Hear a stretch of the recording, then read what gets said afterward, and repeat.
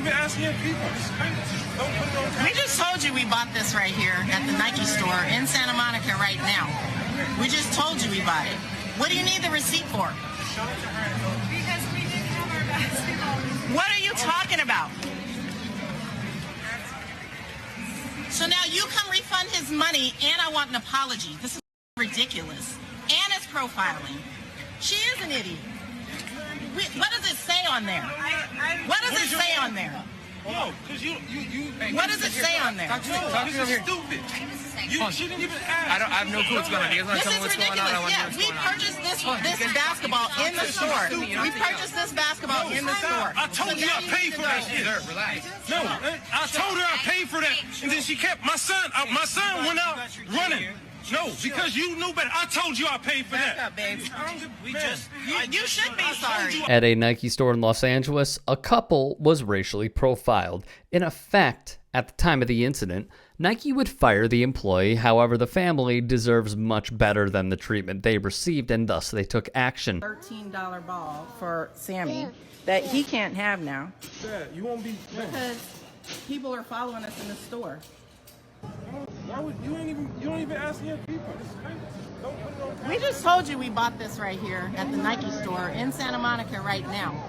We just told you we bought it. Joel Stallworth, a former track and field star, and Tamia Dickerson had the police called on them after the Nike store manager assumed they stole a Nike swoosh mini basketball that they only decided to purchase after their son started to play with it. That's per KTLA. As they were leaving the store, Stallworth and Dickerson said the store manager followed them outside and said they stole it. When they told the manager it was purchased, they continued to go about their business, but that's when the manager, a white woman, flagged down the cops. As onlookers took notice of what was going on, the family pulled out their receipt, and the store manager and police officers looked dismayed. To accuse somebody of stealing, you need to have evidence, right?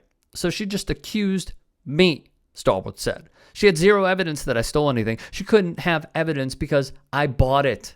She discriminated against me.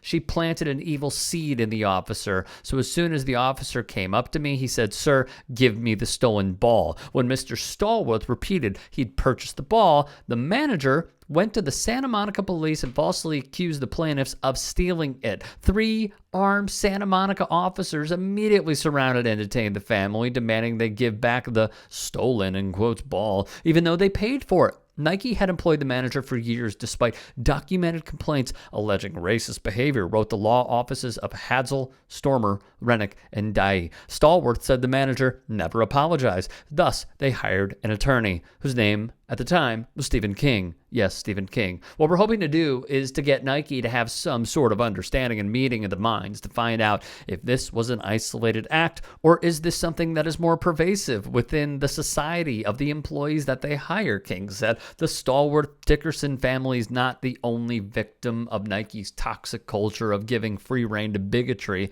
in its retail establishments, the law offices wrote. On April 8th, 2 people of color, Brittany Shaw and Edgar Hernandez, sued Nike and the manager for racial and sexual orientation discrimination in employment. In their complaint, Shaw and Hernandez allege the manager's shocking abuse and purge of managerial employees of color, wherein she managed to abuse and remove 80 to 90% of her store's managerial staff, most of whom were replaced by white women. Even with the video being from 2019, racial profiling statistics continue to shine a light on how big of a problem this remains and the lack of progression society is